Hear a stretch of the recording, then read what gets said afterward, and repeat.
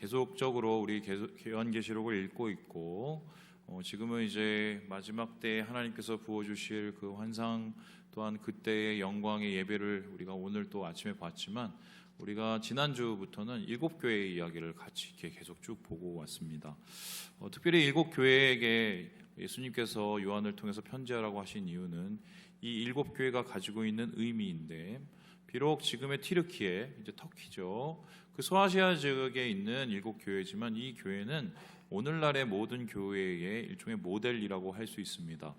교회가 다 똑같지는 않죠. 물론 비슷한 환경 또 비슷한 문제들을 가진 교회들도 있긴 하지만 서로 다른 각가지의 문제 앞에서 교회들은 그것을 풀어나가는 숙제를 가지고 있습니다. 그래서 이 7교회의 모습을 보고 7교회에게 행하신 하나님의 말씀을 들으면 사실 지금 우리 이 땅에 있는 교회들, 그리고 이 땅에 있는 교회들에 있는 그 교인들에게 대한 하나님의 말씀을 듣게 되는 것인데, 오늘 우리는 주님의 말씀 속에서 두 교회의 이야기를 듣게 됩니다. 첫 번째는 사데라는 지역에 있는 교회였고, 두 번째는 빌라델비아에 있는 교회였습니다.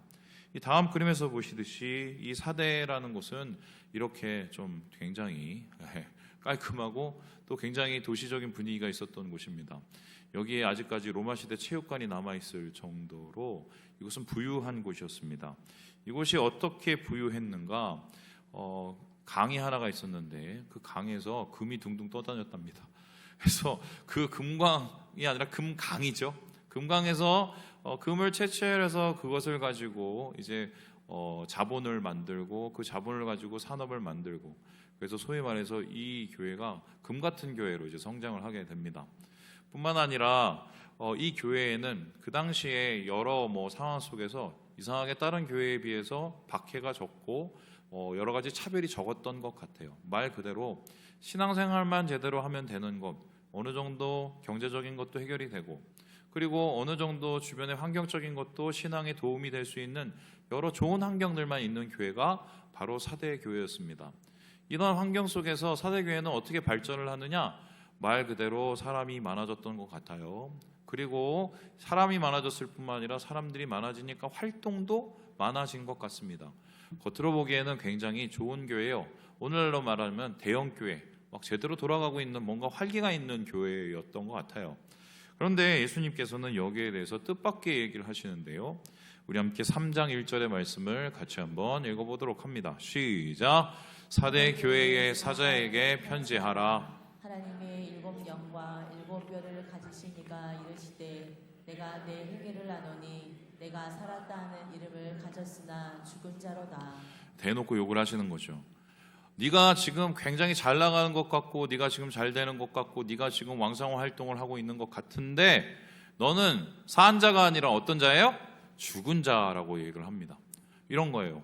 저기 저 교회는 아무 문제가 없어 보이는데 너무 잘 되는데 막 뭔가 활동적이고 역동적인데, 그리고 사람도 저렇게 많잖아. 또 신앙인을 봐도 저분은 막 신앙적으로도 별로 문제가 없어 보이고 저렇게 복을 많이 받는데 아무 문제가 없는 것 같은데, 그런데 하나님이 보시기에는 그게 아니라는 거예요. 영적으로 죽었다는 겁니다. 이런 영적인 죽음이 어느 정도 수준이냐? 예수님께서 도적같이 임해서 네 모든 것을 다 탈취해버린다고 얘기를 하십니다. 말 그대로 예수님께서 그의 가진 모든 것을 다 빼앗을 만큼 그가 상당히 잘못된 상황에 오게 되었다. 이렇게 사대교회를 향해서 굉장한 비판을 하고 계시는 것입니다. 그런데 이렇게 사대교회에 대한 비난을 하신 후에 예수님은 더 극단적으로 지금 빌라델 교회에 대한 이야기를 하고 계십니다. 이 빌라델 교회라는 것은 어떤 곳이냐면 다음 그림에서 보듯이 이곳은 조금 문제가 있는 곳입니다. 어떤 문제가 있느냐? 3가지의 큰 문제가 있었는데, 이곳에 지진이 일어났어요. 지진이 일어나서 이것도 사대교회도 그 지진 피해를 겪었지만 여기는 완전히 다 무너진 가장 지진 피해가 심했던 것이고, 집안 활동도 좀 많이 이렇게 여러 가지로 많이 움직여서 불안전한 곳이었다고 얘기합니다. 그리고 뿐만 아니라 두 번째는 차별과 박해가 너무 심했어요. 특별히 이 황제 숭배 혹은 아데미 이런 신전들이 즐비해서 이 신전들하고 결탁을 한 또 상업인들, 이 사람들이 이 종교인들을 이제 괴롭힌 거죠. 이 빌라델비아 교인들을. 그리고 여기서 더 한술 더 떠서 유대인, 소위 말해서 유대인인데 정통 유대인들이 그리스도인들을 대놓고 탄압을 하고 핍박을 했습니다. 이 빌라델비아는 바로 유대인들의 활동이 좀 적극적으로 있었던 곳이었기 때문에 예수를 믿으면서 유대인의 핍박을 받고 그리고 이방인들의 차별을 받으면서 신앙을 지켜야 되는 삼중고를 앓고 있었던 거예요. 그리고 뿐만 아니라 이렇게 어려우니 교회가 크게 성장을 할 수가 없었겠죠. 그래서 교회가 이 4대 교회에 비해서 작았던 것으로 보입니다. 그런데 예수님께서는 이 빌라델비아의 교회를 향해서 이렇게 얘기를 하고 있는데 우리 같이 한번 읽어보도록 하겠습니다. 8절입니다. 시작. 볼지어다 내가 네 앞에 열린 문을 두었을 때 능히 닫을 사람이 없으리라. 내가 내 회개를 아노니 내가 작은 능력을 가지고서도 내 말을 지키며 내 이름을 배반하지 아니하였도다. 열린 문을 눈앞에 뒀다라고 합니다. 이 문은 천국문을 뜻하는 것이고요. 그 천국문이라는 것은 뭡니까? 언제든 하나님께서 그들을 만나시고 그리고 마지막 때가 되었을 때 그들은 심판 없이 그냥 프리패스로 통과를 하는 거예요. 하나님께서 그들을 그렇게 인정해 주시고 그들을 아끼신다는 것인데 그 이유가 뭐냐? 8절 뒷부분에 보시죠. 작은 능력을 가지고서도 이런 일을 했기 때문이다 라고 합니다. 그래서 작은 능력이라는 것은 이 사람들이 힘이 없다는 소리가 아니라 뭐 맨날 핍박을 당하니까 또한 여러 개 교회가 힘이 없으니까 할 수 있는 여러 가지의 방법들이 없었어요. 그런데 그럼에도 불구하고 신앙을 지켜내서 너희는 프리패스 이렇게 이야기를 하고 있는 것입니다. 여러분 여기서 굉장히 우리가 심각한 것을 보죠. 뭡니까? 겉으로 보기에 4대 교회하고 빌라델 교회를 비교했으면 사람들은 다 4대 교회를 가려고 했을 겁니다. 거기 프로그램도 좋고 거기 사람들 많고 거기 뭐 교제도 되게 잘하고 막 셀도 되게 잘 되고 막 그리고 거기 뭐 사람들 북적북적 해갖고 가면은 막 비즈니스도 잘 될 것 같아. 다 4대 교회 가고 싶어 했을 겁니다. 오히려 빌라델비아 교회면 거기 몇 명도 안 되는 사람들 모여갖고 거기에 뭐 신앙생활 한다고 그럼 뭐 도와주는 사람도 아무도 없대. 겉으로 보기에는 이건 게임이 안 돼요. 그런데 주님께서는 주님의 시각으로 바라보시면 영적인 시각으로 깨뜨려 보시면 4대 교회는 완전히 그지 그리고 빌라델 교회는 하나님께서 완전히 세우는 왕 같은 존재로 세우고 계신다는 거예요. 그렇다면은 여기서 중요한 게 뭡니까? 보이는 것과 보이지 않는 게 다를 수가 있다는 거예요. 겉에 들어가는 외관과 그 안에 있는 신앙의 실체가 전혀 다를 수가 있다는 겁니다. 우리는 그런데 이것을 볼 수 있는 눈이 잘 없어요. 제가 이렇게 단언한 이유가 뭔지 아십니까? 제가 이걸 너무 많이 경험해 봤기 때문입니다. 저는 이제 담임이 되기 전에 부목사로 여러 교회를 이제 겪었습니다. 여러 교회를 겪으면서 우리 목사님들의 이제 행태들을 많이 지켜봤죠. 제가 지금도 뿔다구도 낼 수도 있고 지금도 못되게 할 수 있는데 그럴 때마다 제가 못하는 이유 중에 하나가 뭐냐면 제가 겪었던 그 목사님들의 행태가 아직도 머릿속에 남아있기 때문입니다. 뭐 어떤 행태냐? 겉으로는 사랑하는 척 하는데 뒤로는 다른 생각을 하시고 겉으로는 굉장히 인자한 척 하는데 뒤로는 완전히 다른 폭력적인 모습을 보이시고 저는 참고로 말씀드리면은 강남에 있는 유명 교회 그 교회는 아니에요. 제가 또 다른 교회에서 조인트도 맞아봤어요. 그 목사님한테. 그 목사님은 TV에도 나오십니다. 그분은 또 어떠냐? 같이 사역하는 동역하는 여 전도사님한테 쌍욕을 하시는 분입니다. 그런데 TV에 나와서는 굉장히 인자하게 나옵니다. 뿐만 아니라 저는 한때 한 목사님에게 수첩도 맞아졌습니다. 수첩을 가끔씩 성질이 나면 쥐어 던지시는데 그걸 잘 피해야 되는데 제가 처음이라 피하지 못해서 많이 맞아봤어요. 예. 이런 일들이 있어요. 그런데 재미있는 거는 성도들이 이걸 알까요? 뭘까요? 몰라요. 죽어도 몰라요. 설명을 해줘도 모를 수밖에 없어요. 왜냐하면 보이는 게 전부이니까요. 차라리 그냥 못되게 보이는 게 나아요. 그냥 제가 볼 땐 그래요. 차라리. 사람들은 보이는 것이 전부라고 생각하는 게 일반적이에요. 그런데 하나님께서는 우리의 보이는 것이 아니라 중심을 보시거든요. 그럼 이제 질문을 하는 겁니다. 결국은 우리가 예수 그리스도를 만나는 그 심판의 날 마지막 때는 보이는 것으로 주님 앞에 나가는 것이 아니라 무엇을 들고 나갑니까? 우리의 중심, 우리의 신앙의 실체, 보이지 않는 그것을 가지고 하나님 앞에 나아가게 될 터인데 질문을 하는 거죠. 우리는 진짠가? 우리는 진짜 제대로 믿고 있는가? 이게 얼마나 심각한 질문이냐면요, 여기에 대해서 이렇게 얘기하는데, 고린도후서 13장 5절의 말씀을 같이 한번 읽어보겠습니다. 시작. 너희는 믿음 안에 있는가? 너희 자신을 시험하고 너희 자신을 확증하라. 예수 그리스도께서 너희 안에 계신 줄을 너희가 스스로 알지 못하느냐? 그렇지 않으면 너희는 버림받은 자니라. 고린도 교회를 향해서 뭐라고 하냐면, 네 믿음이 진짜인지 가짜인지를 시험해보고 확증하라고 이야기를 합니다. 여기서 시험하다는 말은 테스트하다, 그리고 확증하다는 말은 프로브, 증명을 해야 되라는 거예요. 근데 이게 말이 안 되는 게, 이 사람들 예수 믿은 지 꽤 오래됐거든요. 그리고 이 사람들 성령의 역사와 은사도 누렸거든요. 그래서 이 사람들은 그리고 좋은 선생들 밑에서 여러 가지를 잘 배웠어요. 직원업 받아주면 신앙 성장반이니 뭐니 다 하고, 그리고 뭐 방언도 하고 뭐하고 다 하는 사람이에요. 그런데 이런 사람들을 향해서 바울이 뭐라고 그럽니까? 네 신앙 진짜인지 가짜인지 테스트를 해보라는 겁니다. 네 신앙이 진짜 실체가 정확한지를 프로브, 한번 증명해 보라는 겁니다. 아닐 수도 있다는 거예요. 착각을 할 수도 있다는 거예요. 마치 사대교회가 겉으로는 막 활동도 잘하고 교회도 잘 되는데 실제로는 다 죽어있는 사람이 있는 것처럼, 우리도 신앙의 진짜의 모습과 우리의 겉으로 드러나는, 심지어 나조차도 자기를 기만할 수 있는 그러한 오해와 착각들이 이루어질 수 있다는 겁니다. 여기에 대해서 바울은 뭐까지 얘기하면, 나도 그럴 수 있다고 얘기합니다. 나도 주님을 위해서 일을 열심히 하고 주님을 위해서 선교도 하고 주님을 위해서 영혼을 막 돌보는데, 내가 정신 못 차려갖고 마지막 날에 정말 하나님 안에서 주님이 야, 너 누구야? 나는 너를 알지 못해? 이렇게 할 수도 있다고 경각심을 가지고 나는 신앙생활을 한다고 얘기할 정도거든요. 그래서 여기에서 시험을 하라, 확증을 하라는 말은요, 한 번 시험하고 테스트하고 넘어가는 게 아니라 매일매일 그렇게 하라는 겁니다. 여기서 우리는 좀 장로교의 허점을 보게 됩니다. 장로교의 가장 큰 문제점이 뭐냐?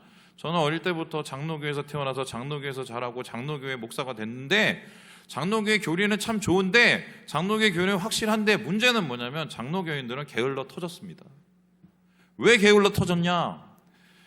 우리가 가진 교리 중에 제일 좋은 교리가 뭐냐면은, 우리가 무엇으로 구원을 받습니까? 은혜로 구원을 받는다고 얘기합니다. 은혜는 뭐예요? 하나님께서 주시는 은혜.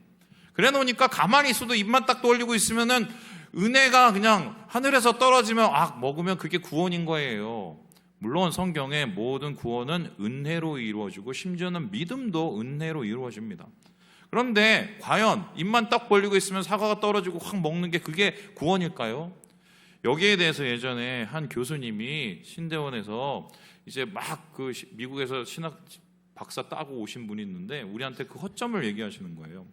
믿음과 구원의 문제에 대한 얘기를 어떻게 하셨냐? 자, 이게 구원이라고 생각을 해봅시다. 하나님이 구원을 우리에게 주시는 거예요. 그래서 하나님께서 우리 손이 탁 이 은혜로 주시는 거죠. 자, 물어봤어요. 여러분, 이게 구원을 받은 건가요? 안 받은 건가요? 물어봤습니다. 자, 보세요. 구원을 받았어요? 안 받았어요? 아직 받지를 못한 거예요. 어떻게 해야 받습니까? 이래야 받는 거예요. 그러면서 그 교수님이 뭐라 하냐면, 이게 믿음이라는 거예요.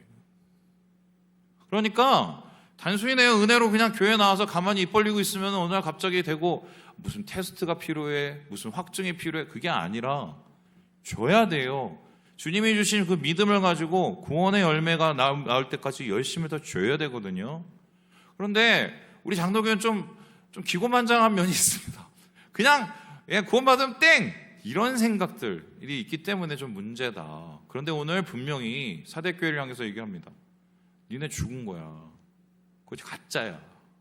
그리고 오히려 빌라델비 교회가 얘기합니다. 니네는 지금 작은 능력을 해서 너네는 진짜 최고야. 자, 그러면 우리가 진짜 질문을 해보죠. 여러분, 여러분의 신앙은 진짜입니까? 저의 신앙은 진짜일까요? 제가 충격적인 얘기를 하나 해주면은, 이건 제 생각이니까요. 틀리다고 하면 어쩔 수 없는데, 저는 목사님들 중에서도 지옥 가는 사람 있다고 생각합니다. 충격을 안 받으시네요. 목사님들이 너무 많이 잘못을 해요. 목사라는 직책이 구원을 담보해 주진 않습니다. 맞습니까? 우리 장로님들 중에서도 죄송한 말씀인데 지옥 가는 사람 있을 수가 있다고 생각해요. 저는 장로라는 직책, 물론 그거는 성도들이 뽑아서 이분은 신앙의 본이 되는 사람이야 이렇게 얘기하는 거지만 겉으로만 그렇게 보이고 아닐 수도 있습니다. 권사님들은 어떨까요? 집사님들은 어떨까요? 저는 솔직히 신앙은 테스트와 계속적인 증명이 필요하다고 생각하는 사람이에요. 왜냐하면 성경에서 분명히 그게 나타나는데 믿음을 그냥 엘리베이터에 딱 갖다 놓으면 거기에 올라가는 게 아니라고 얘기합니다. 무슨 믿음을 컨테이너 위에 내가 올라서 뭐 밴드로 이렇게 돌아갈 때 그게 내가 올라가는 게 아니라고 얘기해요. 믿음은 뭐냐? 달리기거든요. 뛰어야 됩니다. 그래야 구원받는 거거든요. 그래서 하나님께서 오늘 우리에게 이 4대 교회와 빌라델 교회를 통해서 말씀하고 계십니다. 우리의 신앙은 진짠가? 나의 신앙은 진짠가? 그 신앙에 대한 테스트와 그 증명이 우리에게 필요하다는 것을 우리에게 말씀해 주시는 것이죠. 자, 그러면 오늘 말씀을 통해서 우리는 질문을 정리해 봅니다. 내 신앙이 진짜인지 가짜인지 어떻게 알지? 나는 어떻게 정말 예수 믿고 구원받는 그런 역사를 누리고 있고 지금 제대로 신앙생활을 하고 있는지 나는 어떻게 알까? 이 질문을 알기 위해서는 3가지의 질문에 오늘 우리가 답을 해야 돼요. 오늘 말씀에 그걸 하고 있는데 그 첫 번째는 무엇입니까? 같이 한번 읽어보도록 하겠습니다. 시작! 나는 지켜내는가? 첫 번째로 얘기하고 있기는 내가 지켜내고 있는지. 그럼 무엇을 지켜내고 있는가요? 신앙의 순수성. 한마디로 타협하는지 안 하는지를 물어보고 계십니다. 우리 함께 3장 4절의 말씀을 같이 한번 읽어보도록 하겠습니다. 시작! 그러나 사대에 그 옷을 더럽히지 아니한 자 몇 명이 내게 있어 흰 옷을 입고 나와 함께 다니리니 그들은 합당한 자인 영고라. 지금 이 4대 교회에 그나마 괜찮은 사람들이 몇 명이 있대요. 그 사람들을 가리켜서 뭐냐면 흰 옷을 입을 사람들이랍니다. 여기서 흰 옷이라는 것은 그 사람의 신앙의 태도와 중심을 뜻하고 흰 옷이라는 건 무엇입니까? 말 그대로 신앙의 순수성을 지켜내는 사람이에요. 이 소리는 뭡니까? 우리가 신앙생활을 하는데 그냥 가만히 내버려두면 나도 모르게 세속화될 수가 있다 없다? 있어요. 처음부터 그런 사람은 아무도 없습니다. 그냥 어느 날 가랑비에 속옷 젖듯이 지나다 보니까 다 젖어 있는 경우인 거죠. 근데 그 갈등은 어디에서 시작되느냐? 그렇게 내가 세속화되고 그런 타협을 하는 것은 어디에서 시작되느냐?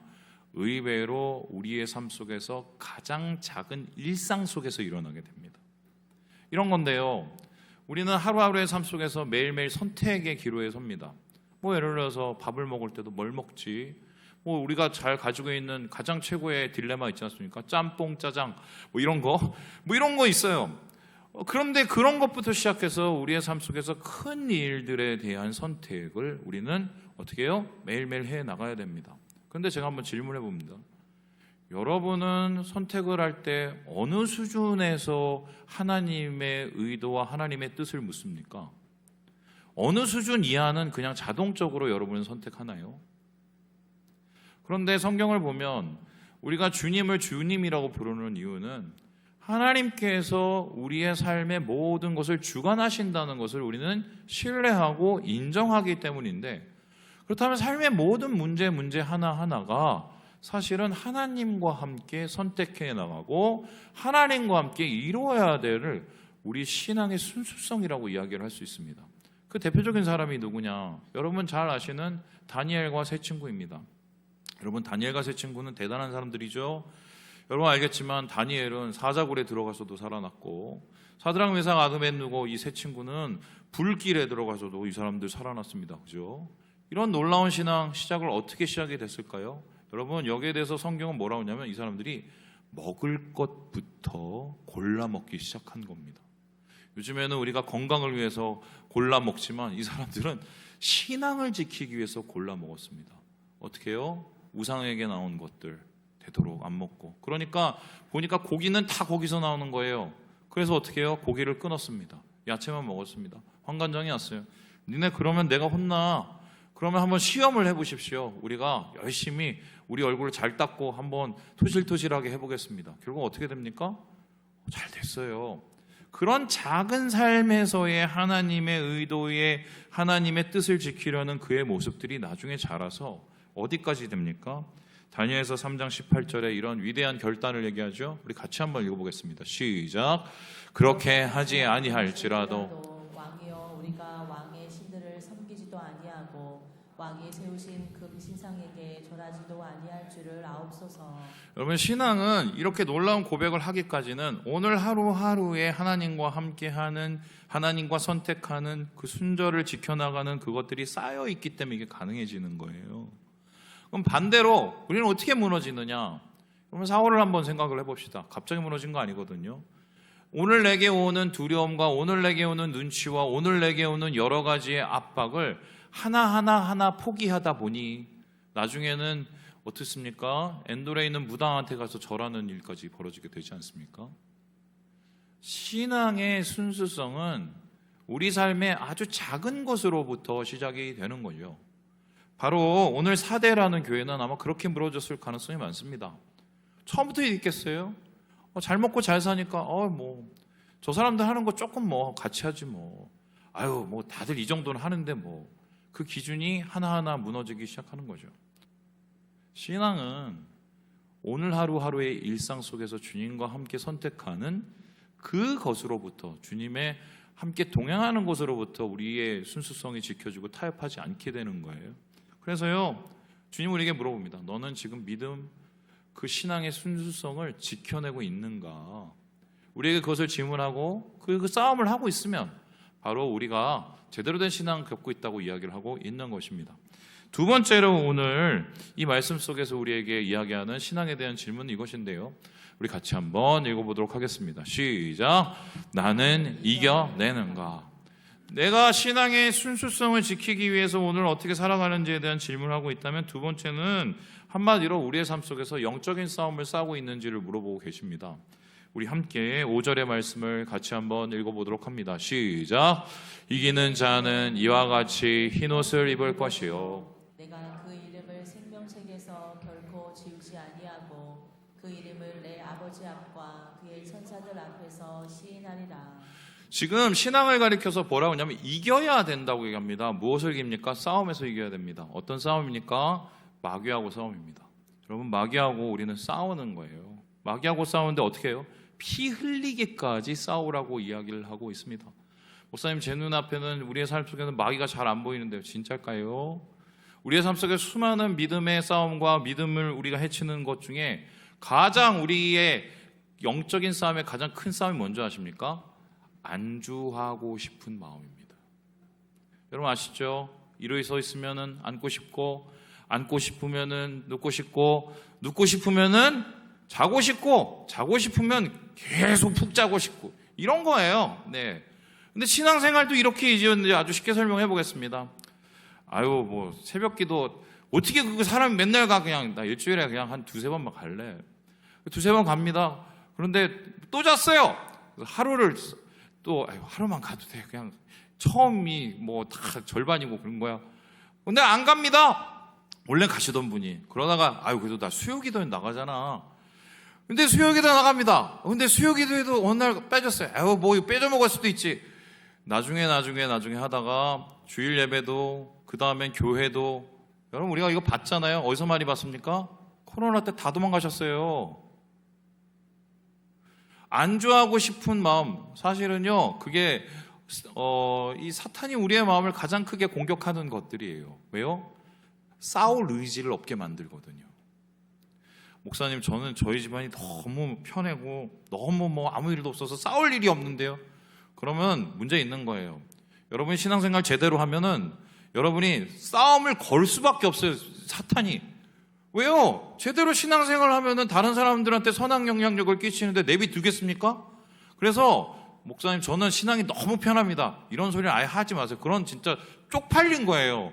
정말 내가 주님 안에서 제대로 믿고 주님과 함께 제대로 이루어가고 하나님과 함께 제대로 신앙생활을 하면 매일매일 싸웁니다. 매일매일 하나님의 뜻 이루기 위해서 싸워냅니다. 매일매일 하나님께서 원하시는 것 이루기 위해서 싸워냅니다. 그러다 싸우면은 되게 힘들 수 있어요. 그러면 그때 하나님께서 우리를 애낙골의 그 은혜와 또한 우리를 먹이시는 그 능력으로 채워주시는 것 경험하는 거예요. 아주 쉽게 설명을 해볼게요. 목사님의 내 삶 속에서는 다른 사람들은 기적이 일어나고 다른 사람들은 하나님의 역사가 일어나는데 왜 일어나지 않습니까? 안 싸워서 그래요. 여러분, 안주해서 그래요. 우리가 신앙적으로 하나님 앞에 섰을 때 그 사람을 하나님께서 더 도와주시고 더 하나님께서 은혜를 내려주시지 않겠습니까? 바로 오늘 신앙에 있어서 이런 일을 하게 되는데, 그래서 바울도 자기의 가장 사랑하는 영적인 아들 디모데에게 이렇게 얘기를 합니다. 우리 함께 디모데전서 6장 말씀을 같이 한번 읽어보도록 하지요. 시작.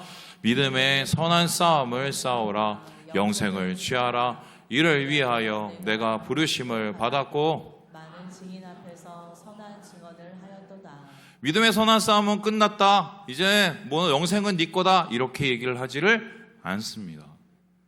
영생을 받을 때까지 이 싸움을 계속해야 된다고 얘기합니다. 그런데 이 싸움은 좋은 싸움, 선한 싸움이라고 얘기합니다. 한마디로 예수 믿는 사람은 싸웁니다. 주님 안에서 주의 뜻 이루기 위해서 싸워냅니다. 그래서 우리의 삶은 어제보다 더 좋은 하나님의 모습으로 변해가는 것, 이게 주님이 원하시는 것인데, 이 싸움에 대해서 여러분이 안주하고 싶은 마음에 잠시 내려놓으셨다면 문제 있는 겁니다. 그리고 여러분이 누리는 것은 평안이 아니에요. 편안입니다. 편안은 하나님께서 말씀하시고 원하시는 게 아니에요. 그래서 오늘 이 사대교회를 향해서 니네 정말 싸우고 있어? 라고 질문하시면서 우리에게 오늘날 진단하고 계시는 하나님의 음성을 보게 되는 것입니다. 그렇다면 마지막으로 오늘 사대교회와 빌라델비아 교회를 통해서 하나님께서 말씀하신 우리 신학의 테스트는 무엇일까요? 우리 같이 한번 읽어보도록 하겠습니다. 시작. 나는 간직하는가? 신앙의 순수성 지켜내는지, 믿음의 선한 싸움을 싸우고 있는지, 세 번째는 우리 안에 가장 좋은 것을 간직하고 있냐고 물어보는데, 그렇다면 무엇을 간직해야 될까? 여기에 대해서 11절에 이렇게 얘기를 하는데요. 우리 함께 같이 한번 읽어보도록 합니다. 시작. 내가 속히 오리니 내가 가진 것을 굳게 잡아 아무도 내 면류관을 빼앗지 못하게 하라. 빌라델비아 교인들이 하나님의 칭찬을 받은 것은 이 사람들이 엄청나고 대단한 일을 했기 때문이 아니에요. 그럴 수도 없어요. 힘이 없어요. 사람이 없으니까 뭔 큰 일을 합니까? 근데 이 사람들이 잘하는 것은 딱 한 가지입니다. 그가 가지고 있었던 것을 끝까지 지켜낸 겁니다. 그리고 그것을 간직한 겁니다. 그게 뭘까요? 복음이에요. 우리 안에 복음을 간직하고 우리 안에 복음을 간수하고 우리 안에 굳건히 그 삶 속에서 우리를 붙잡고 있는 그거 하나로 하나님 안에서 칭찬받고 하나님 안에서 열린 문을 얻게 된 겁니다. 목사님, 그 복음은 모두에게 다 있는 거 아닙니까? 복음은 하나님께서 주셔서 우리가 구원받는 거 아닙니까? 진짜 그럴까요? 제가 질문해 보겠습니다. 목회자가 설교를 할 때 제일 어려운 설교가 뭔지 아십니까? 복음 설교예요. 복음 설교가 왜 어렵냐? 복음 설교만 하면 거의 한 5분 안에 다 잡니다. 예수 그리스도 보혈 십자가 얘기하면 거의 한 5분 안에 다 끝납니다. 네, 우리 청년들은 더 빨라요. 3분. 죄송해요. 막 이래요. 왜요? 다 들었던 거 뻔한 거 그냥. 네. 그래서 저도 예전에 진짜 복음 설교를 wengan하게 안 하려고 그러면 또 어떤 분이 저한테 와서 목사님은 왜 십자가 설교를 안 하냐고 막 저한테 막 다구치시는 분이 있어요. 아, 이제 할 때가 됐구나. 십자가 설교를 이제 해갖고 가잖아요. 그날도 어김없이 다 쫄아요. 도대체 그때부터 제가 머릿속에서 복잡해지기 시작하는 거예요. 아, 그럼 이 복음 설교를 왜 이렇게 안 되는 거야? 그래서 막 책도 막 여러 권을 보고 뭐 마틴 로이드 존스 복음책을, 근데 웃긴 게 그걸 보면서 저도 자고 있어요. 그래서 도대체 그럼 이 복음 설교 도대체 뭐냐? 그러다가 제가 복음에 대해서 다시 생각하게 된 계기가 있었습니다. 이게 신앙생활 대충 하고 하시다가 복음학교 갔다 와서 달라진 사람 얘기를 제가 직접 들은 거예요. 청년이었는데 예전에는 그냥 대충 신앙생활을 하다가 어느 날 갑자기 눈이 또롱또롱해지고 예배 시간에 찬양하는 태도가 달라진 거예요. 제가 왜 저렇게 됐지? 그래서 물어봤더니 뭘 갔다 왔대요. 뭘 갔다 왔냐? 복음학교를 갔다 왔대요. 지금 복음학교가 예전 같지는 않지만 옛날에 한창 때는 진짜 청년들하고 많은 또 성도들에게 막 복음의 능력들과 도전을 많이 정한 적이 있어요. 그래서 근데 물어봤습니다. 너무 궁금해서 가서 도대체 뭘 한 거니? 어떻게 했는데 네가 이렇게 변하니? 물어봤습니다. 그랬더니 굉장히 의외의 얘기를 듣게 됐습니다. 어떤 얘기냐? 목사님 가서요 한 사람 한 사람 나가서 자기 죄진 얘기만 잔뜩 했어요. 에? 근데 그게 은혜가 되든? 근데 목사님 제가 비밀 보장을 해야 돼 갖고 다 해결할 수는 없는데 그 죄가요 엄청나요. 근데 거기 오신 분들이 목사님도 있고 장로님도 있고 무슨 뭐 교회 리더도 있고 있는데 나와서 막 죄 고백하고 그걸 하는데 막 정말 막 소름이 끼쳤어요. 이런 얘기를 하는 거예요. 그래서 제가 내가 물어봤어요. 아니 그런데 왜 그게 은혜가 되든? 그랬더니 죄를 고백하니까 하나님이 얼마나 우리를 사랑하는지 알게 됐대요. 죄를 고백하니까 우리가 받은 구원이 얼마나 행복하고 귀한지를 알게 됐다는 거예요. 그때 제가 아차 싶었습니다. 왜 복음 설교가 은혜가 없을까? 물론 똑같은 것을 반복하니까 은혜가 없죠. 우리가 예수 그리스도가 우리 때문에 십자가에 죽고, 여러분 뭐 오죽했으면 패션 오브 크라이스트 이거 보면서 눈물도 안 나는데 예수님 그렇게 맞으셨지 하면서 막, 여러분 복음은 그런 게 아니에요. 예수님이 저렇게 얻어 터지셨지, 그거 보고 우는 게 복음이 아니에요. 진짜 복음은 뭐냐? 내 내면을 깊이 보면 예수의 복음이 보여요. 여러분 여기 계신 분 중에 이번 주 어떻게 사셨어요? 지난 1년은 어떻게 사셨습니까? 정말 여러분들 그리스도인 맞습니까? 주님의 구원을 받을 사람이 맞나요? 저는 제 모습을 보면 참 목사로서 부끄럽고, 이래갖고 내가 이 천국 가겠어? 할 정도의 생각도 막 상상으로 막, 저는 억울한 거 못 찾고 저한테 못한 사람들 되게 미워하는 편인데 얼마나 많이 제 머릿속으로 사람을 많이 죽였는지 몰라요. 아마 여기도 몇 분 죽였을 수도 있습니다. 뭐 이런 거 생각을 하는 거죠. 우리가 지은 죄, 그리고 죄 아내랑 싸우면서 수많은 저주의 말을 퍼부어대면서 서로에 대해서 미워하고, 과연 강단에 올 자격이 있어? 예수 믿을 자격이 있어? 우리의 죄를 알게 되고 우리의 모습이 뭔지 알게 되면은 이러한 우리를 구원하신 하나님의 은혜를 깨닫게 될 수밖에 없죠. 그런데 사대교회는 이걸 몰라요. 왜입니까? 걔네는 착각에 빠졌고 교만하거든요. 자기가 잘해서 그런 줄 알거든요. 복음은 그런 사람들에게 들을 수 없어요. 복음은 지극히 작은 자들의 것입니다. 지극히 하나님의 은혜가 필요한 사람들의 것이에요. 그래서 어떻게 보면 지금 빌라델베기아 교인들은 너무 부족한 거예요. 너무 모자란 거예요. 너무 아무것도 아닌 거예요. 그런데 이런 우리를 예수님께서 구원해 주셨네. 이런 우리를 위해서 예수님께서 십자가에 못 박혀 죽으셨네.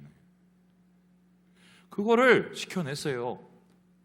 그랬더니 주님께서는 그에게 하나님의 큰 천국의 문을 주셨다. 이렇게 얘기하거든요. 우리 함께 디모데후서 1장 14절 읽고 말씀을 마치도록 합니다. 시작. 우리 안에 거하시는 성령으로 말미암아 내게 부탁한 아름다운 것을 지키라. 여기서 아름다운 것은 복음입니다. 복음은 우리가 우리의 중심으로 지켜내는 거예요. 그 은혜를 지켜내는 겁니다.